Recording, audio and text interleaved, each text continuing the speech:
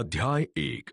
कुरुक्षेत्र का एक खूबसूरत और विशाल मैदान जिसे युद्ध की रणभूमि में तब्दील कर दिया गया है और हजारों राजा अपनी सेनाओं समेत मरने मारने हेतु आमने सामने खड़े हैं। सबके सर पर खून सवार है।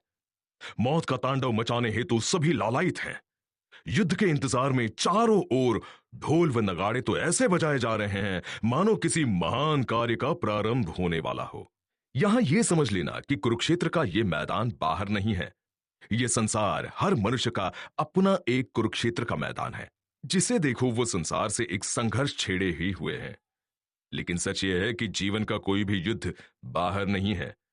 जीवन के तमाम संघर्षों का मूल भीतर ही होता है। महाभारत के युद्ध के तीनों प्रमुख पात्र हर मनुष्य के भीतर ही हैं। अर्जुन मन और बुद्धि के रूप में, दुर्योधन अहंकार के रूप में तथा कृष्ण एक दृष्टा के रूप में हर एक के भीतर हर हमेशा मौजूद ही रहते हैं। और हर एक के भीतर के अर्जुन और दुर्योधन में संघर्ष चलता ही रहता है। और बाहर के चल रहे सारे संघर्ष उसके भीतर चल रहे इसी संघर्ष का परिणाम होता है। लेकिन जो कृष्ण की तरह दृष्टा हो गया उसके भीतर कोई संघर्ष नहीं। उसके मन, बुद्धि और अहंकार में कोई विवाद नहीं। और जब भीतर संघर्ष नहीं तो वो बाहर कभी किसी युद्ध का हिस्सा हो ही नहीं सकता है। अतः जीवन को देखने की दो दृष्टि है। एक बाहर से देखना जिसे माया कहते हैं, और दूसरी है स्पिरिचुअल दृष्टि जो भीतर देखना सिखाती है। और ये स्पिरिचुअलिटी ही जीवन को देखने की एक सच्ची दृष्टि है। सो यदि आप मेरा यानी आपकी अपनी भगवत गीता का मर्म समझना चाहते हो तो इस युद्ध को बाहर मत देखो, अपने भीतर देखो। सिर्फ इतना समझो कि यदि कौरवों तथा पांडवों के भीतर आपसी द्वेष न होता तो क्या बाहर यह महायुद्ध संभव था? कुल मिलाकर अर्जुन यदि इस समय युद्ध के मैदान में खड़ा है तो वो उसके भीतर के मन, बुद्धि व अहंकार के बीच चल रहे संघर्ष का परिणाम है। वो उसी के भीतर स्थित अर्जुन व दुर्योधन के बीच के विवाद का परिणाम है। अतः बस इतना समझ लो कि सारे कारण भीतर हैं। बाहर तो मात्र उन कारणों के परिणाम प्रकट हो रहे हैं। यदि आपके भीतर के मन, बुद्धि और अहंकार में संघर्ष नहीं तो जीवन में बाहर भी कभी कोई संघर्ष नहीं।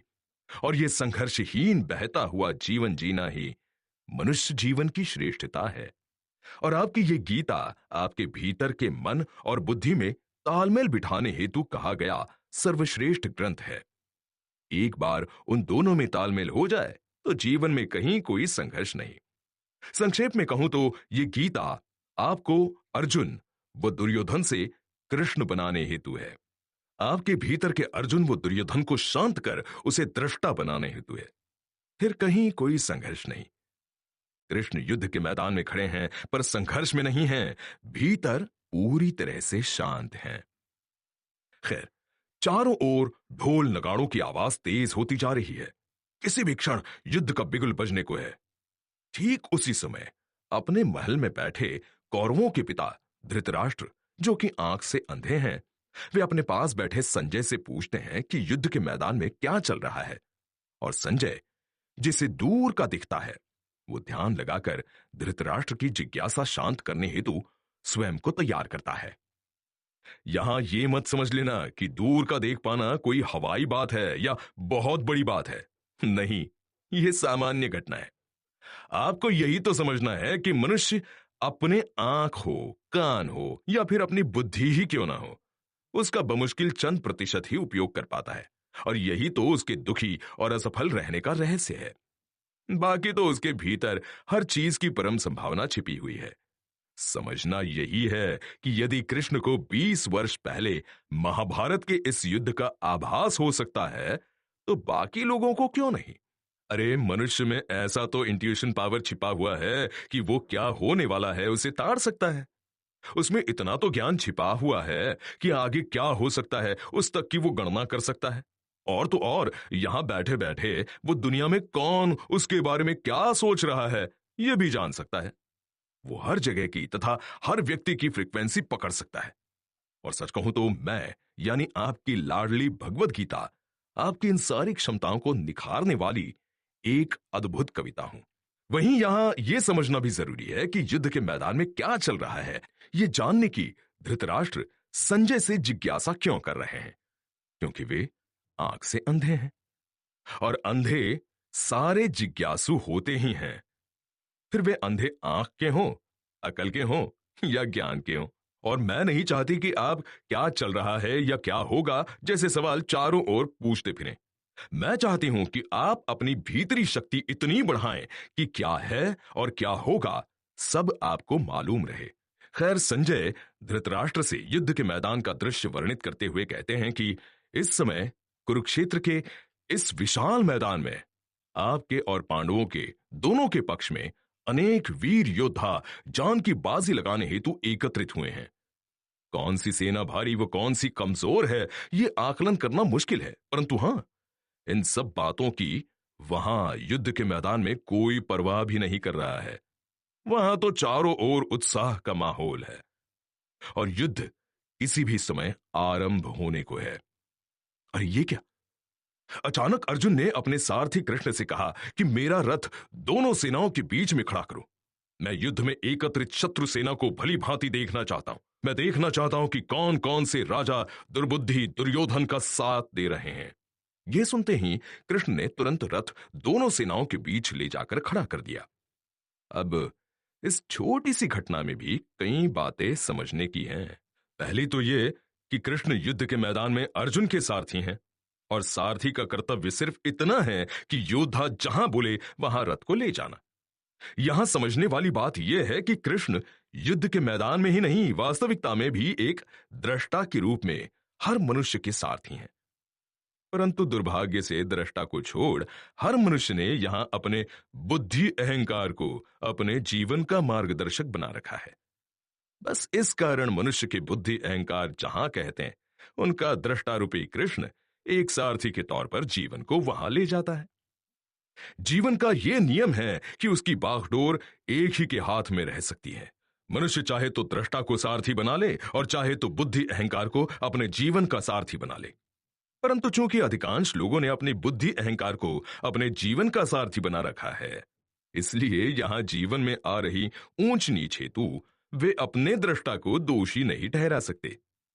दूसरी बात, जैसे युद्ध के मैदान में रथ की कमान कृष्ण के पास है, वैसे ही जीवन की कमान भी यहां हरेक को अपने दृष्टा रूपी कृष्ण को सौंप देनी चाहिए।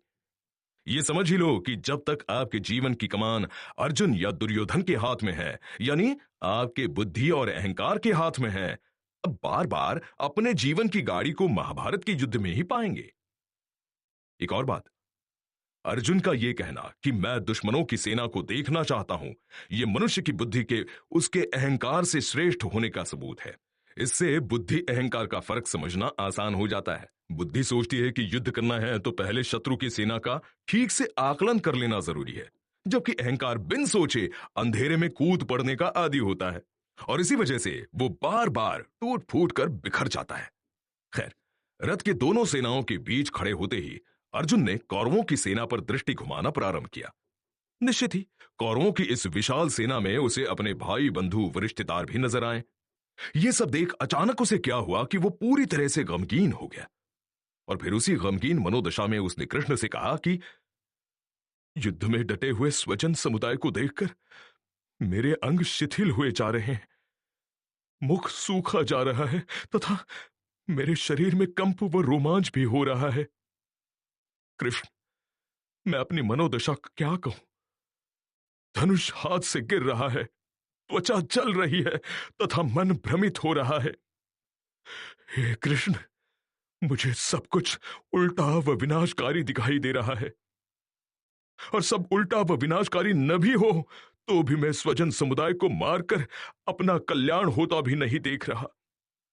सच कहूं कृष्ण, तो ये सब देखकर मैं न तो विजय चाहता हूं और न राज्य। हे कृष्ण, ये सब कर हमें राज्य मिल भी गया तो भी ऐसे राजकीय भोग तथा ऐसे तुच्छ जीवन से क्या फायदा। हे कृष्ण, सामने की सेना में गुरुजन, ताऊ, चाचे, लड़के, दादे, मामे, साले तथा और भी ना जाने कौन कौन से सगे संबंधी हैं। सच कहूं कृष्ण, तो मैं तो तीनों लोकों की प्राप्ति के लिए भी इन्हें मारना नहीं चाहता। फिर तुच्छ राज्य के लिए तो अपने रिश्तेदारों को मारने का सवाल ही नहीं उठता है। मैं मर भी जाऊं तो भी ये दुष्कर्म तो मैं कर ही नहीं सकता। और फिर यूं भी इन्हें मारकर हमें मिलेगा क्या? उल्टा इन्हें मारने का हमें पाप ही लगेगा। भला हम अपने ही कुटुंब को मारकर कैसे सुखी रह सकते हैं? ये लोग तो नादान हैं। इन मोहचित्त कौरवों को इस महापाप का कोई अंदाजा नहीं, परंतु हम लोग तो ये सब जानते हैं। ऐसे में हे कृष्ण, हमें इस महापाप से हटने हेतु आपसे विचार विमर्श क्यों नहीं करना चाहिए? कृष्ण, शास्त्रों में भी लिखा है कि रिश्तेदारों को मारने पर कुल की स्त्रियां दूषित होगी और कुल का नाश होगा।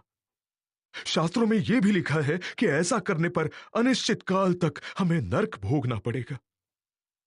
आश्चर्य तो यह है कृष्ण कि हम लोग बुद्धिमान होकर भी इस महापाप हेतु तैयार कैसे हो गए। अतः चाहे जो हो, मैं तो शस्त्र त्याग रहा हूं। मैं ये महापाप नहीं कर सकता। फिर भले ही वे मुझे मार डाले, मुझे मरना मंजूर है, परंतु ये पाप करना मंजूर नहीं है। ये कहते हुए बाण त्याग कर अर्जुन रथ के पिछले भाग में बैठ गया। वो बुरी तरह शोकाकुल हो चुका था। अब अर्जुन के रथ में बैठते ही गीता का पहला अध्याय समाप्त हुआ।